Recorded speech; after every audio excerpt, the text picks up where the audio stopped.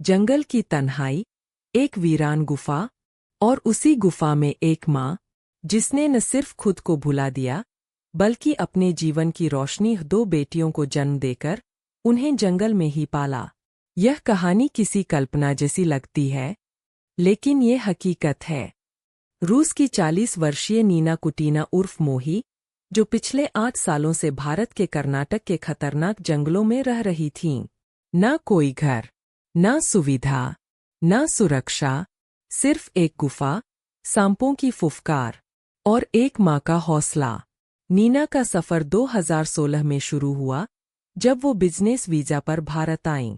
आध्यात्म में खोई नीना ने दुनिया से नाता तोड़ लिया और गोकर्ण की पहाड़ियों में गुफा को ही अपना आशियाना बना लिया। वहीं गुफा में उन्होंने 2 बच्चियों को जन्म दिया, प्रेया और एमा।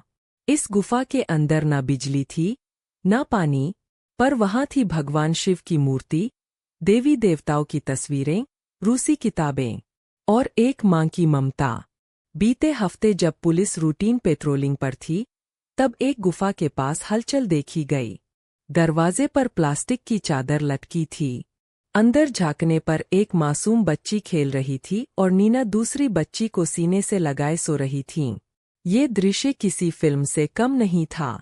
जब उन्हें बाहर लाने की बात कही गई, तो नीना ने मना कर दिया।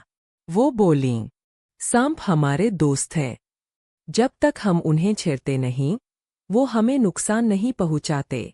बारिश, भूस्खलन और खतरे की बात सुनकर आखिरकार वो मान गईं, लेकिन उनके मन में अब भी वो गुफा ही घर थी। रेस्क्यू के बाद नीना ने अपने रिश्तेदार को जो मैसेज भेजा, उसने सबकी आंखें नम कर दीं।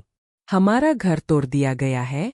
अब हम एक ठंडी, सख्त जगह पर है, जहां ना घास है, ना झरना, ना खुला आसमान। पुलिस अफसर बताते हैं कि नीना अपनी बेटियों को जंगल में ही मंत्रोच्चार, चित्रकला, योगा और संगीत सिखा रही थीं। उनकी बेटियां खुश थीं, मस्त थीं और पूरी तरह स्वस्थ भी।